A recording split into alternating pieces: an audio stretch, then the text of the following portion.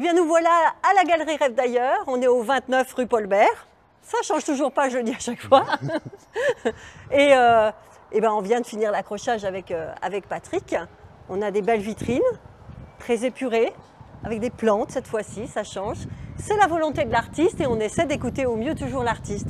On va aller voir à l'intérieur comment ça se passe, Patrick? Allons-y. Alors, Patrick Gourgouillat, Oui. tu fais une exposition à peu près tous les 2 ans à la galerie.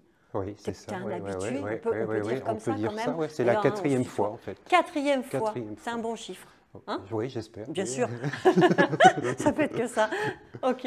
Alors, on vient de finir l'accrochage, ça a été très rapide, Oui. super bien organisé, c'était Oui, super oui, agréable. oui, oui. Je te C'est remercie. le problème chez moi parce que je suis trop organisé. L'exposition là, elle est prête depuis. J'ai arrêté le dernier, c'était en février. Mais depuis 2024, eh ben, j'ai travaillé et j'ai tout organisé, tout machin. Tout Donc pensé, voilà, tout pensé. effectivement, Voilà, mais ouais, ça se voit parce que ouais, tout ouais, est, ouais. tout est cohérent en Voilà. plus. Hein, Puis je me dis aussi que pour la galerie, pour les bénévoles, c'est arriver, c'est la moindre des politesses d'arriver avec, disons, une organisation de manière à ce que ça ne soit pas trop le chaos. Je dirais rien, mais merci beaucoup Patrick. Effectivement, c'était un vrai régal. On a passé un très bon moment sans stress. Alors, on va commencer. L'exposition, elle s'appelle? Alors, c'est un rose presque noir. Oui. Et c'est un titre générique, en fait. Pour raconter un peu la genèse, en fait, j'avais travaillé j'avais fait des travaux autour de l'œuvre de 2 œuvres de Jérôme Bosch. J'avais travaillé pendant 3 mois un tout autre travail et d'une manière très intense, très intense, très intense. Et puis j'ai arrêté ce travail-là et j'ai commencé quelque chose de nouveau sans savoir précisément ce que j'allais faire. Où tu allais? Où j'allais. C'était l'inconnu. Ce que je savais à peu près, c'est que je voulais utiliser le pastel à l'huile, que j'avais utilisé il y a fort longtemps. Particularité de toute l'exposition, Voilà. de toutes les œuvres que tu as faites là, il y a ce fameux pastel à Le l'huile. pastel à l'huile. Et donc au début, ben, je ne savais pas du tout. J'allais dans l'inconnu et c'est assez confortable en fait. Et puis peu à peu, au bout de 10 images, je me suis dit, tiens, là il y a un petit truc qui commence à me travailler. Là, je trouve ça pas mal. Ouais, ok. On va continuer comme ça. Et puis peu à peu, c'est développé, non pas une histoire, en fait, ça serait plutôt une espèce de panorama sociétal, pour faire pompeux à peu près, sur ce qui se passe dans mon quotidien, notre quotidien. Et donc mes influences sont arrivées via la rue, via Internet.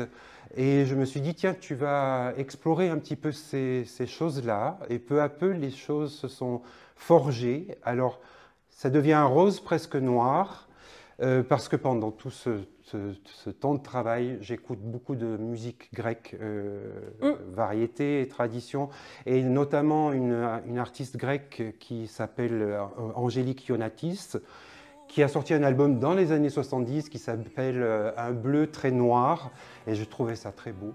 Et peu à peu, comme mes dessins reflètent un petit peu de quelque chose d'un peu satirique, poétique et tout, je me suis dit, ouais, un rose, notre vie est rose, dit-on. Mais quand on gratte un peu, c'est pas si rose que ça, donc d'où un rose presque noir. Voilà. Parfait. Alors Patrick, l'exposition, on est à plus de 20 œuvres quand même, 26, 27.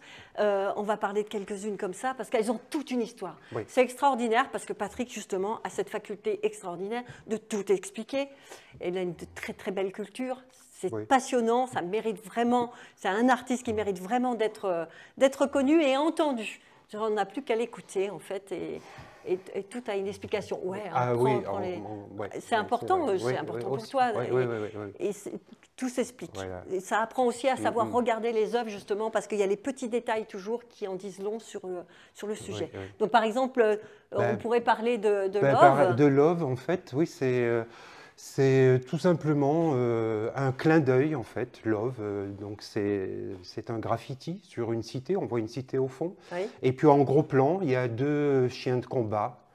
Et on voit deux jeunes, probablement de banlieue, donc je raconte cette histoire. Et c'est comme un instant. Et j'ai aussi pensé au travail de Martin Parr, un photographe britannique que j'affectionne particulièrement. Et là, c'est un arrêt sur image, en fait, avec deux molosses, deux jeunes gens, casquette sur la tête, et Love. Et voilà peut-être où on en est avec l'amour. Voilà, c'est les grosses chutes de Patrick. Et voilà, on constate, voilà, c'est ça. Par le biais de tes œuvres, effectivement, le constat. On pourrait parler aussi, comme je parlais tout à l'heure, des influences donc, prises dans la rue sur Internet. Là, j'ai représenté une influenceuse du Brésil. Ou actuelle. Actuelle, elle se prénomme Anita, et qui a la particularité, entre autres, de vendre la mode, mais beaucoup de plans cul, quoi. Donc sa préoccupation, c'est se montrer dans son plus bel apparat, très sobre, c'est-à-dire rien. Son corps. Et voilà ce qu'elle montre. Et c'est une influenceuse du Brésil. On en est là aussi. Voilà, c'est l'image de la femme qui se véhicule à travers des jeunes femmes. Heureusement qu'elles sont, j'ose imaginer qu'elles ne sont pas toutes, j'ai rien contre, j'imagine qu'elles ne sont pas toutes comme ça, mais elle fait des millions et des millions de vues. Et voilà, c'est ce que j'ai voulu montrer. Alors le fond est vert, hein, comme à la télévision. On peut y mettre ce qu'on veut derrière. Hein. On peut y mettre la plage, on peut y mettre un homme d'affaires très riche. Oui, ce fond vert n'est pas là par hasard. N'est pas là par hasard. Et puis il y en a un autre que j'ai fait plutôt vers la fin, en fait, parce que je trouvais que c'était pas mal. C'est en fait tout bêtement, tout simplement, tiré d'une photographie d'un poste de surveillance de l'ancienne RDA. Et un poste de surveillance, donc la rue est vide. Et en fait, je me suis dit, dans mon histoire, dans mon espèce de panorama sociétal, j'ai trouvé que, ouais, on était tous en train de fouiller avec nos smartphones des informations, ou alors de photographier des gens comme ça, et sans arrêt. Et en fait, je me dis, on est sans arrêt sous surveillance, sous la caution d'une liberté, et je ne pense pas que ce soit vraiment ça, quoi.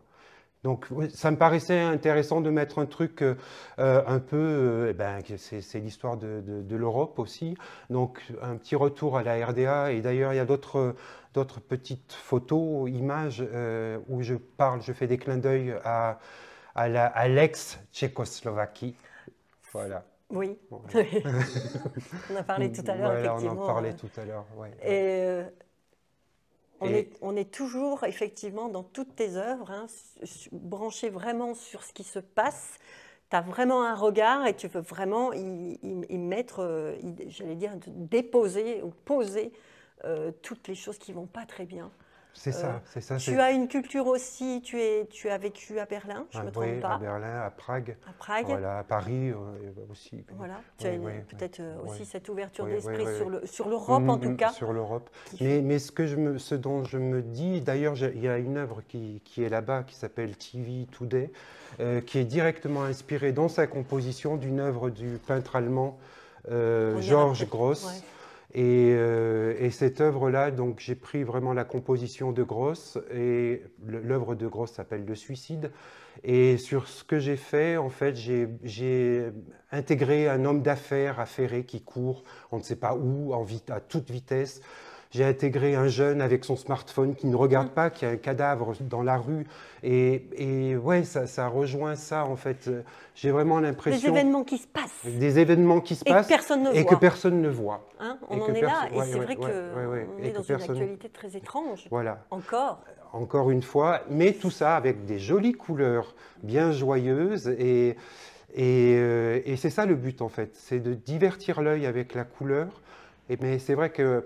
Bien souvent, on me dit qu'il faut vraiment prendre du temps pour voir ce qui se passe dans tes œuvres, parce que c'est vrai qu'il y a beaucoup de petites choses, où on se rend compte que, ah ouais, d'accord, là, il y a ça. Et oui, soyons attentifs à ce qui se passe autour de nous. Et du coup, dans tes œuvres, soyons attentifs justement à ces petits détails qui indiquent le sujet de l'œuvre. Exactement, c'est ça, ouais. Et donc là, j'ai travaillé principalement donc, avec de l'acrylique, techniquement, l'acrylique, et puis les pastels à l'huile. Pastels à l'huile que tu as que je pose après, voilà, et d'une manière assez brute. J'ai pas fait des fondus avec le doigt. C'est vraiment brut, quoi. J'aimais bien l'idée de ce rapport un peu brut du pastel gras comme ça, laissé comme ça. Ce qui nécessite, c'est pas simple parce que ça déborde dans tous les sens et il faut faire gaffe. Oui, c'est posé, il ne faut plus y toucher. Effectivement, c'est pas si facile que ça. Bravo. Alors, sachez qu'avec Patrick, on rit beaucoup, toujours. Il est très sérieux au travail, il est très rigoureux. On a vu qu'il ne faisait rien par hasard, à vrai dire. Mais très, très sympathique, comme on l'a dit au début. Il avait pris soin de tout préparer. J'ai même ça. Je peux même enlever mes lunettes. J'ai toutes les infos nécessaires pour vous annoncer que cette exposition aura lieu du mercredi 26 mars aujourd'hui au mardi 15 avril. Donc 3 semaines d'exposition. 3 semaines d'exposition, effectivement. Et surtout, ne ratez pas le vernissage qui a lieu ce samedi, le samedi 29. Donc, vernissage 17-21h pour fêter ça ensemble et qu'on ait un joli moment convivial. Et puis pour parler des œuvres, évidemment. Mais Patrick sera là dès 14h pour justement parler avec les gens qui n'aiment pas trop les vernissages ou trop de monde. Voilà, il sera disponible dès 14h. Une belle journée samedi 29, n'oubliez pas la date.